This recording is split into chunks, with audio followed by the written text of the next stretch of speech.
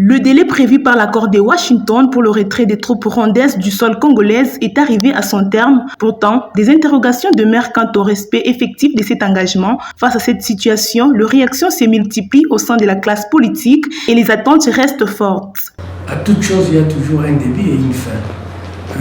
Kagame s'est accroché à piller les minéraux au sol congolais pour chercher à satisfaire les lobbies internationaux et avec les déchets qu'il a cherché à développer son pays.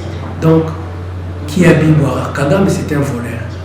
Et les gens avec qui il traite, il vend les minéraux du Congo sont des receleurs. Mais au moins, pour une première fois, les accords ont été signés entre les deux parties et que cela devait être respecté.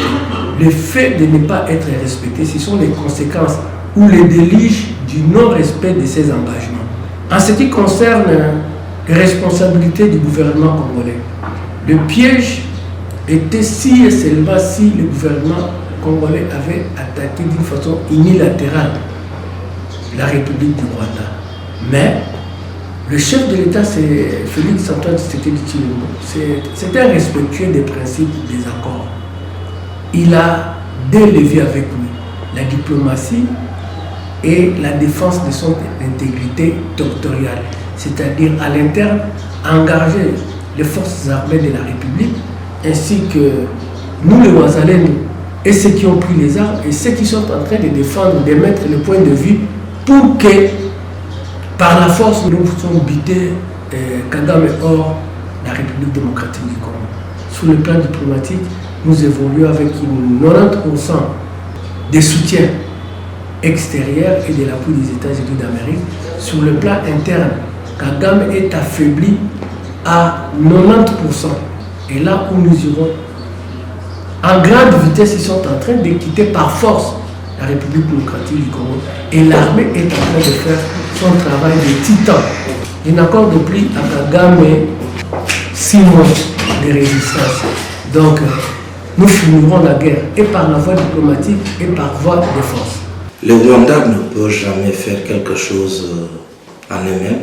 Ils sont en train de faire ces choses, c'est parce que la communauté internationale est derrière ça. Et ce qu'il faut faire ici, c'est les autorités congolaises de prendre des décisions. Et aussi nous, en tant que société civile et les peuples congolais, de se tenir debout.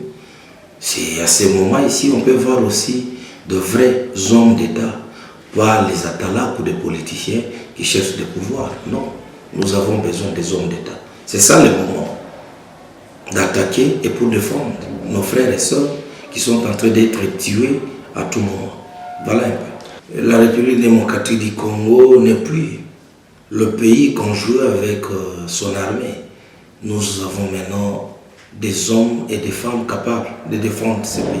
C'est-à-dire nous avons une armée capable d'affronter tout ce qui se passe. Le problème, c'est parce que dans notre armée, il y a aussi des infiltrés, des têtes, des traîtres.